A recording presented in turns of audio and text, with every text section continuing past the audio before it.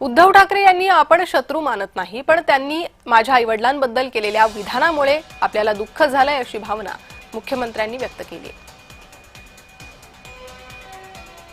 तुमच्यामुळेच हे दोघे खरं तर एकत्र आलेले आहेत, पण आता एकत्र येऊन ते तुमच्या विरोधातच बोलतायत. चांगलं आहे, काय हरकत नाही आहे. हेल्दी डेमोक्रेसी आहे, हेल्दी बोला, काय अडचण नाही आहे.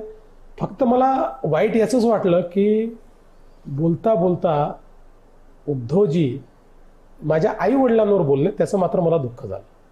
ते त्यांनी बोलायला नको होतं. म्हणून मी काल सांगितलं की मी त्या बापाचा मुलगा आहे जो राष्ट्रीय स्वयंसेवक संघाचा प्रचारक होता आणि ज्यांनी देशाची लोकशाही धोक्यात आल्यानंतर 2 वर्ष जेलमध्ये काढली आहेत. त्या बापाचा मी मुलगा आहे. आणि आजही माझे वडील जेव्हा स्वर्गातनं माझ्याकडे पाहत असतील त्यावेळी त्यांना आनंदच होत असेल की माझा हिंदुत्वाचा मार्ग माझ्या मुलाने सोडला नाही. पण त्याचवेळी हिंदू हृदय सम्राट शिवसेना प्रमुख बाळासाहेब ठाकरे हे स्वर्गातनं ज्यावेळेस रशीद मामूसोबत बसलेला आपला मुलगा पाहत असतील त्यावेळेस त्यांना तसंच वाटत असेल का, ही मात्र शंका आहे.